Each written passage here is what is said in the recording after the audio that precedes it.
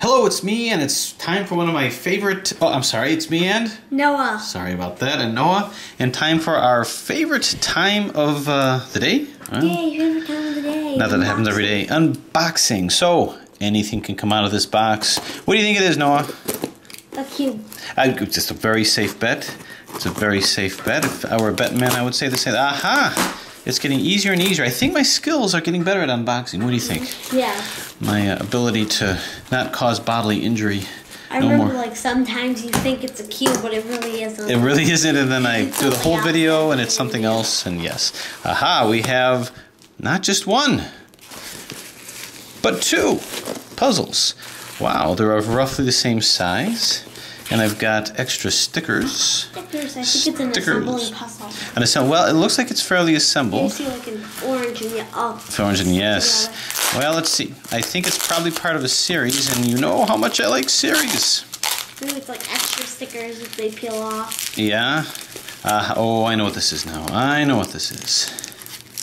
I think I have a clue. So you can see it's a cube. Perhaps it's a mod of a cube. Perhaps it's a kind of a mod that's not been seen before. My estimated guess was right. What was your estimated guess? It was a cube. It was a cube. That was a good estimated guess. Aha! It is a cube, but let's take a look at what this is. We have 1, 2, 3, 4, 5 layers.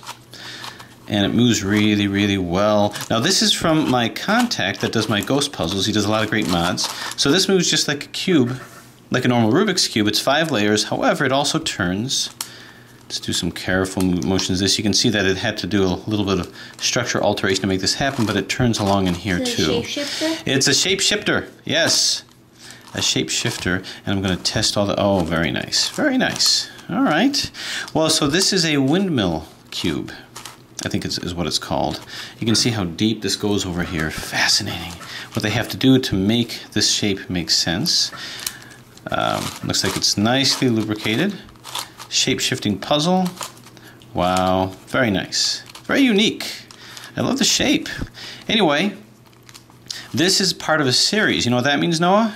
What? It means I have other puzzle. Oh, now I got it. Other puzzles. So here's a 5-layer. Now it's the same guy who made me the 4-layer. But like, there's not that squiggly line. There's not that. Yeah, but exactly. It kind of challenges it more and more. Here's a 3-layer. 4-layer and 5-layer. You can see how the centers are kind of skewed and off.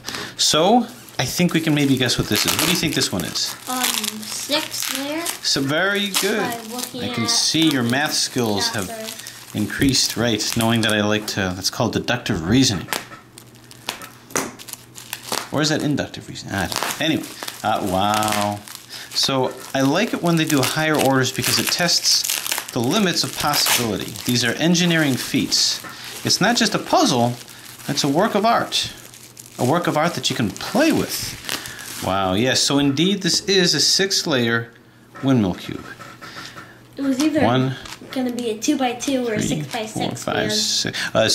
Oh, that's true. I was adding it. I didn't think about that. That's a very good point. You can see that this is challenged over here a little bit. And it's almost like it's losing a little bit of its, well, I almost said shape-shifting, but no, it moves excellent. Wow. So these are a lot of fun. Now the thing about 6-layer is it's got even layer parity. By that I mean even layer parity is that you can reduce it to an odd layer puzzle and end up with a parity problem. But in any case, I think the red looks prettier here. Now notice, yeah, new cubes, yay. I've got a black puzzle here, followed by white, white, and black. So we end it the way that we began it. But... Is it a shapeshifter? Yep, another shapeshifter. I'm always wondering if it is because I once tried the shapeshifters a few times, but never seemed to get it. Never seen it. Well, the puzzle first off has to shapeshift. If you're shapeshifting a puzzle that's not supposed to shapeshift, you'll probably break it. Then you can only shapeshift it once, and it stays in that.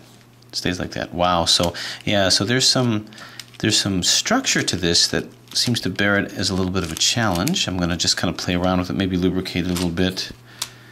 So yeah. See, the higher order it goes, the more catchy it can potentially become. Until you ask yourself, is this the highest layer that a windmill cube can be? So there you have it, placed, unboxed, and revealed and placed in its series, the 3x3, 4x4, 5x5, and 6x6 windmill cube. Thanks for watching. You know, I wanted to revisit this a little bit. I did some lubricating of the puzzle, and I wanted to make sure that I could show the motion a little bit more, because it's actually kind of fascinating the way that the shape shifts. Anyway, so this is the 5-layer version. Moves really, really nicely. You can see how this part here digs deep into here, and how it's sort of challenged the motion a little bit here, or challenged the structure. But anyway, you can see it moves really nicely, shape shifts in interesting ways. And again, this is the same guy who did the 7-layer ghost cube, working on it as we speak. Anyway, let's go ahead and do the checkerboard pattern here. Pretty standard over here. And now we'll go ahead and do it this way too. And generally after getting puzzles, I do lubricate a little bit just to help with the motion. You can see the motion is very smooth here. Sometimes the caps need to be popped back on, but I think the shape of this really looks pretty cool, pretty interesting. Actually, we'll maybe go across here again. So there you have it, shape shifted. May have to lubricate this last part here again. Turn, turn, turn, turn. So 4-layer, again, moves very smoothly.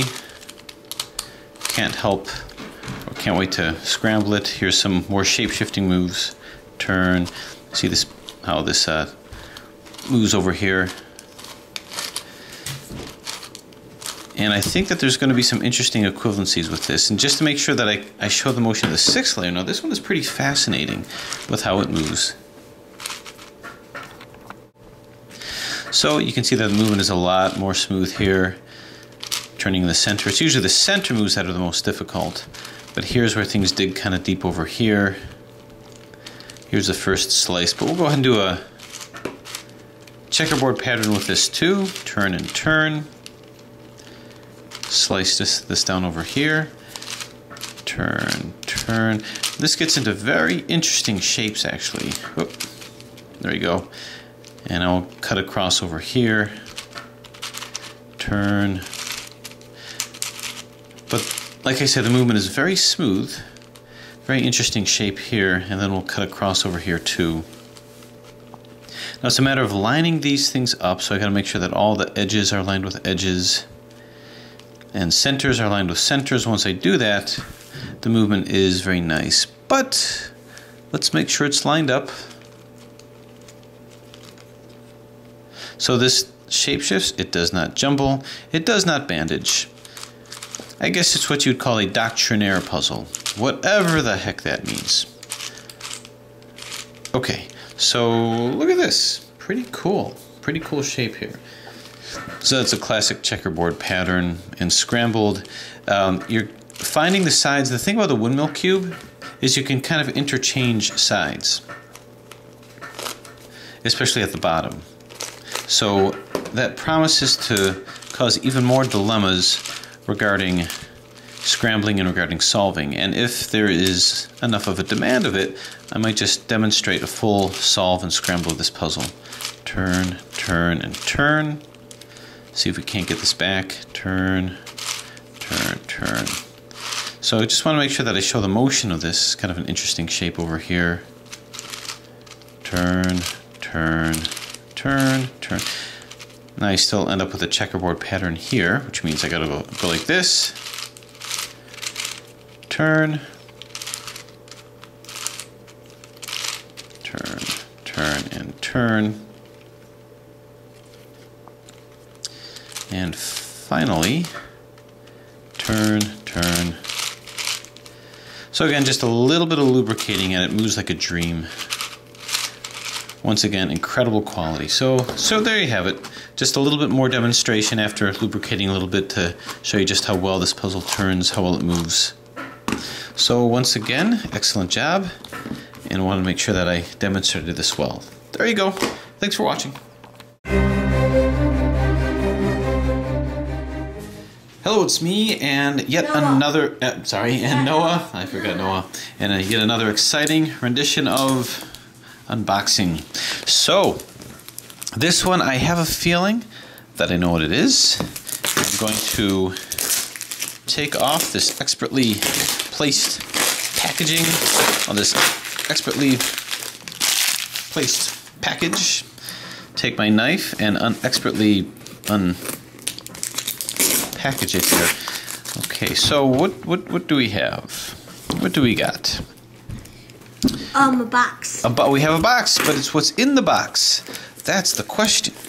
And if this is what I think it is, then it's a noisy box. Then it's a fascinating puzzle. Now, you know how much I like completing collections, but you also know how much I like shape modifications.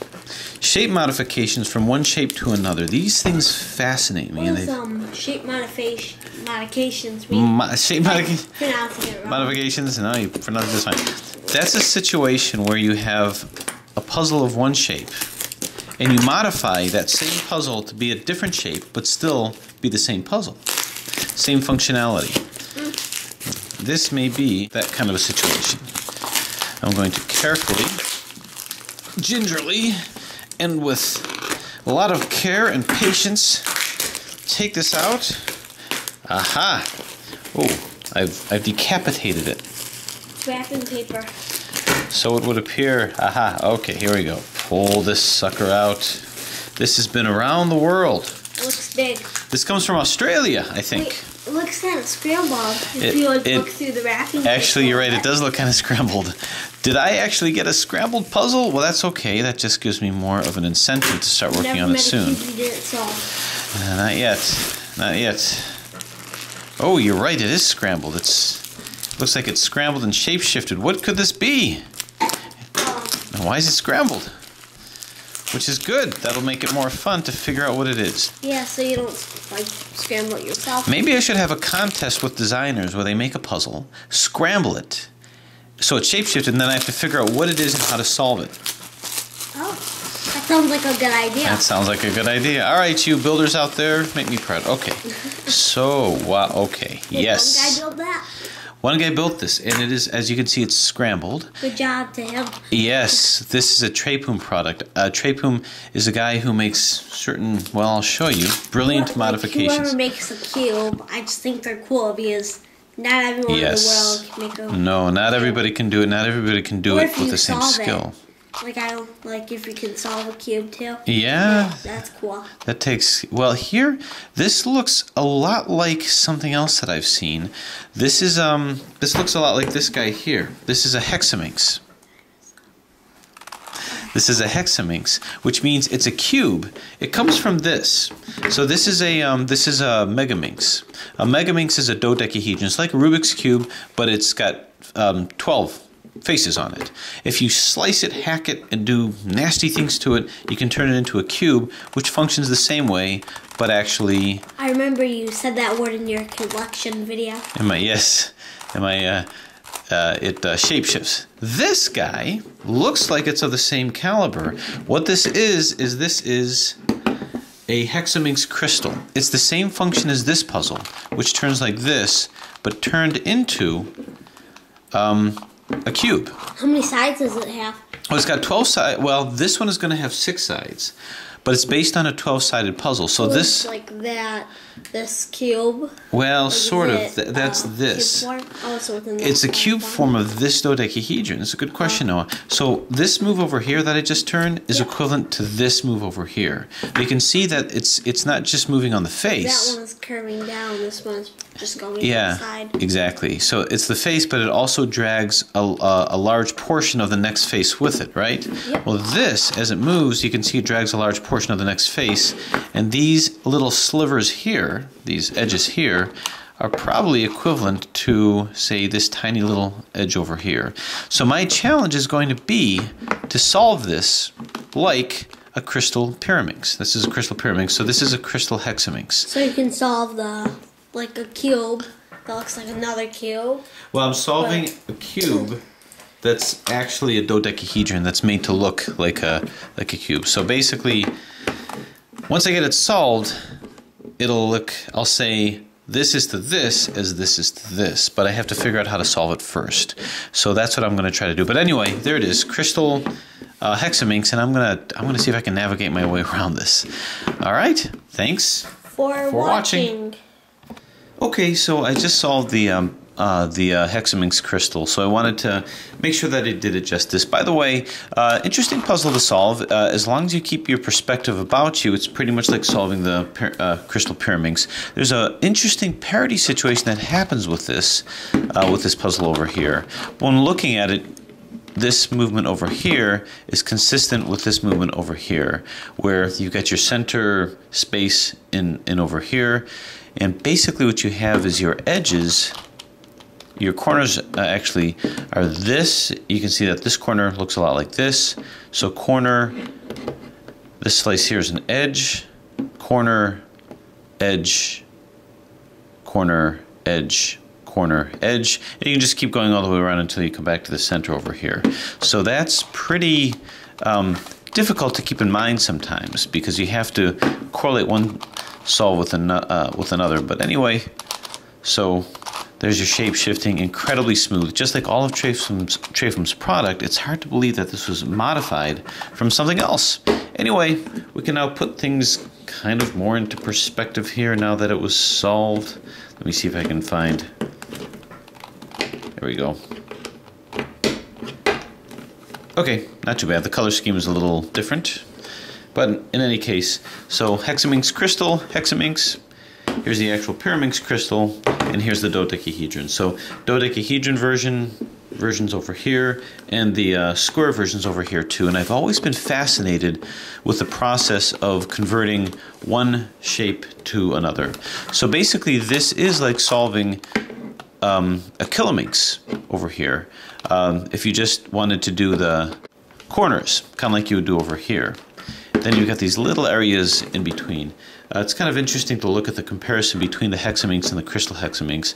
You've got these things that seem to correlate with each other. You've got this center over here, but no center over here. Kind of like if you were to look at it over here, you got a centerpiece here, no centerpiece here, and then you've got corners, corner, corner, corner, corner, and then these little edges here, which are totally different from these edges over here. Well, so too, when looking at flip-flop these guys over here. These are the equivalent centers. This center is equivalent to this. This space is equivalent to this over here. And then you've got some interesting variations that this actually represents a corner, rather a edge or a wedge piece over here. Anyway, it gets pretty crazy, but looking at them side by side, you can see the similarities. So I'll be back with a tutorial, if so requested, with this guy, as it's very similar and an interesting variation on the crystal pyraminx type theme. See if I can arrange these into something that makes sense. Anyway, there you have it. Thanks for watching.